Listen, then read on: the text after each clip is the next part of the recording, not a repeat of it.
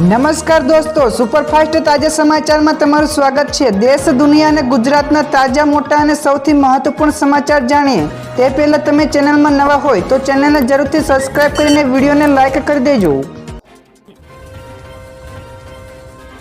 સૌથી પહેલાં દોસ્તો આપણે વાત કરીએ તો કચ્છમાં કમોસમી વરસાદથી ખેડૂતોમાં ચિંતા જોવા મળે તો ગઈકાલે અચાનક જ પશ્ચિમ કચ્છમાં વાતાવરણમાં પલટો જોવા મળ્યો હતો। ત્યારે નખત્રાણાના પાવરપટ્ટી વિસ્તારમાં વરસાદી ઝાપટા પડ્યા હતા તો ભુજના કોડકી તેમજ મખણા વચ્ચેના વિસ્તારમાં પણ વરસાદી માહોલ જોવા મળ્યો। ત્યારે બપોર બાદ અચાનક જ વાદળછાયું વાતાવરણ પણ જોવા મળ્યું હતું તો નખત્રાણાના ઉલટી વિસ્તારમાં પણ કમોસમી વરસાદી ઝાપટા જોવા મળ્યા। ત્યારે આ સિવાય કમોસમી વરસાદથી કેસર કેરીના પાકની સલામતી અંગે ખેડૂતોમાં ચિંતા જોવા મળી રહી છે।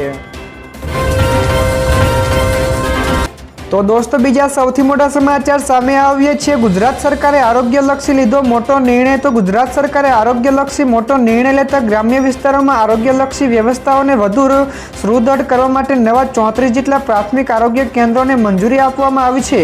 તો વસ્તીના ધોરણે ઉપરાંત જીઓ સ્પેશિયલ એનાલિસિસ અને આરોગ્ય કેન્દ્રો વચ્ચેના અંતરોને ધ્યાનમાં લઈને નવીન 34 જેટલા નવીનતમ પીએચસીને વહીવટીને મંજૂરી આપી છે। તો હાલ રાજ્યમાં કુલ 1499 જેટલા પ્રાથમિક આરોગ્ય કેન્દ્રો પૂરતા પ્રમાણમાં મંજૂર અને કાર્યરત છે।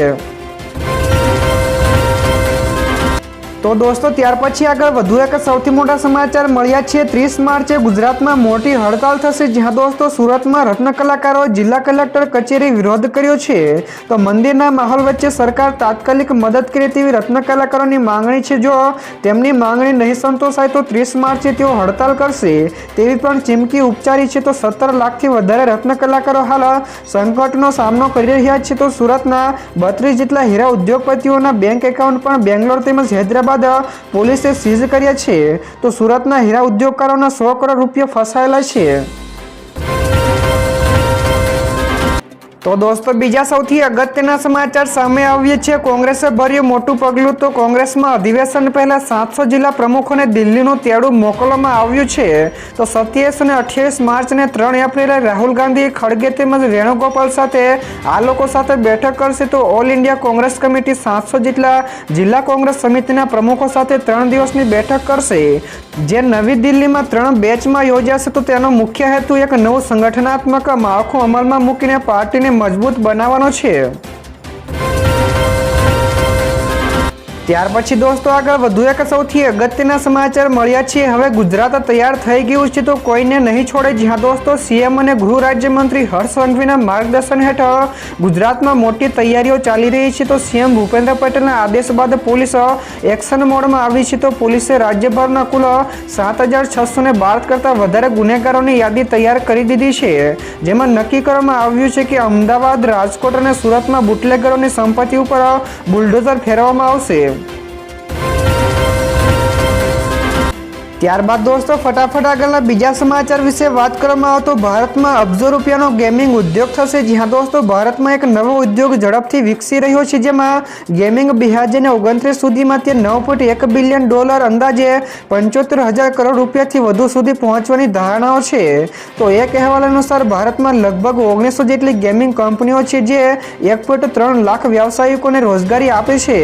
તો આ ક્ષેત્રમાં $3 બિલિયન આશરે રૂપિયા 25,000 કરોડનું વિદેશી રોકાણ પણ આવ્યું છે, જેમાંથી 85% પે ટુ પ્લે સેગમેન્ટમાં પણ ગયું છે। તો દોસ્તો બીજા સૌથી મહત્વપૂર્ણ સમાચાર સામે આવ્યા છે। ક્યાંક વરસાદ તો ક્યાંક હીટવેવ જોવા મળ્યું છે। તો જાણો ભારતના હવામાનની સ્થિતિ, જ્યાં દોસ્તો દેશભરમાં હવામાનની પેટર્ન સતત બદલાતી રહે છે। તો કેટલીક જગ્યાએ બરફ પણ પડી રહ્યો છે, તો કેટલીક જગ્યાએ ભારે ગરમીના કારણે ચેતવણી પણ અપાઈ છે। તો ભારતીય હવામાન વિભાગે ઉત્તર પ્રદેશમાં વરસાદ અંગે ચેતવણી જારી કરી છે અને તે રાજ્યના 29 જેટલા જિલ્લાઓમાં વરસાદની પણ આગાહી કરી છે। તો વિભાગના જણાવ્યા પ્રમાણે છેલ્લા 2 દિવસમાં રાજ્યમાં તાપમાનમાં ઘટાડો નોંધાયો છે, જો કે 23 માર્ચ પછી વધારો થવાની ધારણાઓ છે। તો દોસ્તો ત્યાર પછી આગળ વધુ એક સૌથી મહત્વપૂર્ણ સમાચાર મળ્યા છે વિદ્યાર્થીઓ માટે આવ્યા સારા સમાચાર। તો ગુજરાતમાં આવનારા દિવસોમાં સુરત તેમજ રાજ્યના ઘણા બધા શહેરોમાં તાપમાન 42 થી લઈને 45 ડિગ્રી પહોંચે તેવી શક્યતાઓ છે। તો આ મુદ્દે કલેક્ટર સાથે બેઠક યોજાઈ હતી। તો આ પછી જિલ્લા શિક્ષણ અધિકારીઓએ શાળાના આચાર્યોને સૂચના આપી છે કે જેમાં કહેવાયું છે કે લૂની સ્થિતિમાં શાળાઓ પોતાની રીતે શાળાના સમયમાં ફેરફાર કરી શકે છે। તો વિદ્યાર્થીઓના સ્વાસ્થ્યને ધ્યાનમાં રાખીને શાળાઓને સમયપત્રકમાં ફેરફાર કરવાનો વિકલ્પ આપ્યો છે। ત્યારબાદ દોસ્તો આ સિવાયના બીજા સમાચારની ઝડપથી વાત કરવામાં તો જળ વિભાગના 450 જેટલા ઉમેદવારોને નિમણૂક પત્ર એનાયત કરાયા છે। જ્યાં દોસ્તો ગઈકાલે ગુજરાતમાં જળ વિભાગના 450 જેટલા ઉમેદવારોને નિમણૂક પત્ર એનાયત કરવામાં આવ્યા છે। તો ગાંધીનગરમાં સીએમ ભૂપેન્દ્ર પટેલની ઉપસ્થિતિમાં ગુજરાત સરકારના જળ સંપત્તિ વિભાગમાં પસંદગી પામેલા વર્ક આસિસ્ટન્ટ વર્ગ 3ના સંવર્ગના ઉમેદવારોને નિમણૂક પત્ર મળ્યા છે। તો જેમાં સીએમ ભૂપેન્દ્ર પટેલે સંબોધન આપતા ચકલી દિવસને પણ યાદ કર્યો છે। તો આ સિવાય પાણી છેક સુધી પહોંચ્યું છે તેના માટે સીએમએ પીએમ મોદીને પણ યાદ કર્યા અને કહ્યું કે આજે આપણી પાસે પાણી છે। ત્યારબાદ દોસ્તો આગળના બીજા સમાચાર શેર માર્કેટ વિશે પણ મળ્યા છે। તો તેજી સાથે શેર બજાર બંધ થયું। જ્યાં દોસ્તો ગઈકાલે શેર બજારમાં જબરજસ્ત વધારા સાથે બંધ થયું હતું। તો સેન્સેક્સમાં 899 પોઈન્ટના વધારા સાથે 76,348ના સ્તરે બંધ થયું, જ્યારે નિફ્ટીમાં પણ 283 પોઈન્ટના વધારા સાથે 23,190ના સ્તરે બંધ થયો હતો। તો ગઈકાલે ટ્રેડિંગ સેશન્સ દરમિયાન એક સમય એવો હતો જ્યારે સેન્સેક્સમાં 1000 પોઈન્ટનો ઉછાળો હતો, જ્યારે આઈટી અને ઓટો સેક્ટરમાં શેરમાં જબરદસ્ત ઉછાળો જોવા મળ્યો હતો।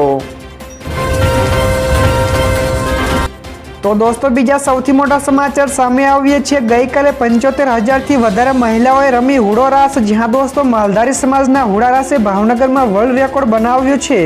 તો ભાવનગરના ઠાકરધામ ખાતે હુડા રાસનું આયોજન કરવામાં આવ્યું હતું। તો આ રાસમાં 75,000થી પણ વધારે માલધારી સમાજની મહિલાઓએ રાસ રમી હતી।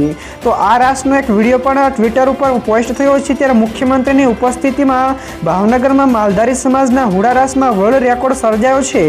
તો આ પ્રસંગે સમાજની સંસ્કૃતિને ઉજાગર કરતી બાવળિયાળી ઠાકરધામની ગોકુળી પણ બનાવી દીધું છે।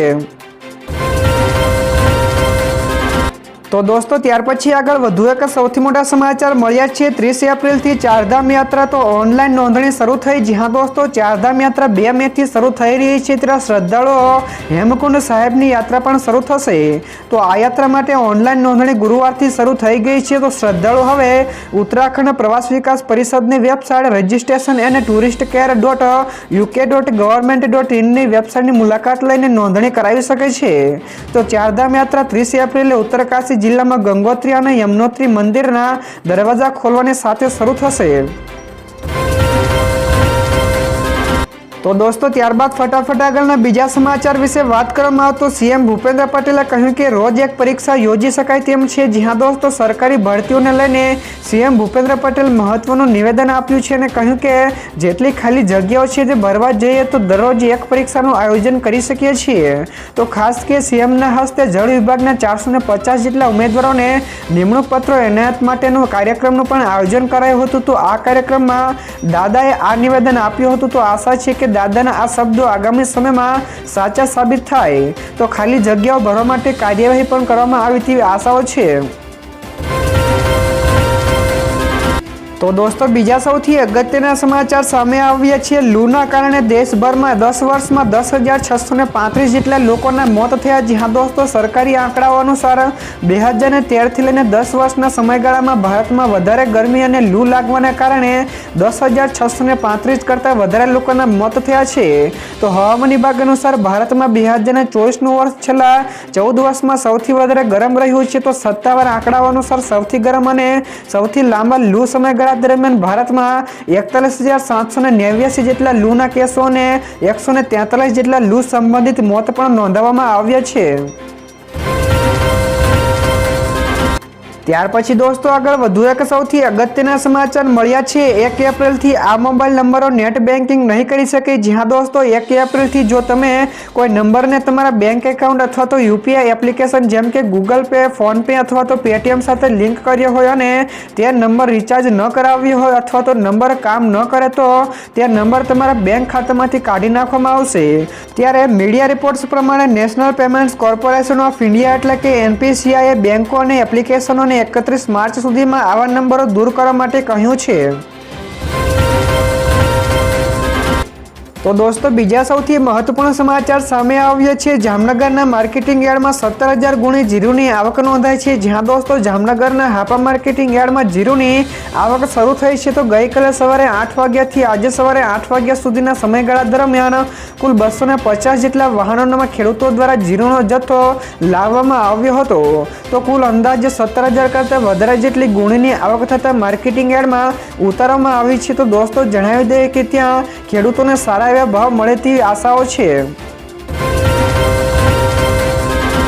ત્યારબાદ દોસ્તો આ સિવાયના બીજા સૌથી મહત્વપૂર્ણ સમાચારની ઝડપથી વાત કરવામાં આવે તો હવે જો નશામાં ડ્રાઇવિંગ કરશો તો ખેર નહીં। જ્યાં દોસ્તો દેશમાં 1 માર્ચ 2025થી નવા કડક ટ્રાફિકના નિયમો લાગુ કરાય છે। તો જેમાં ટ્રાફિકના નિયમોનું ઉલ્લંઘન કરો તો ભારે દંડ, સંભવિત જેલ અને સામુદાયિક સેવા કરવી પડી શકે છે। તો આમાં જો તમે નશામાં ડ્રાઇવિંગ કરતા ઝડપાયો તો તમારે 10,000 રૂપિયાનો દંડ ભરવાનો રહેશે અથવા તો 6 મહિનાની જેલ પણ થઈ શકે છે। તો વારંવાર ગુનો કરશો તો તેના ઉપર ₹15,000 નો દંડ અને 2 વર્ષ સુધીની જેલની સજા પણ થશે। તો હવે નશો કરનારાઓની હાલત ખરાબ થશે।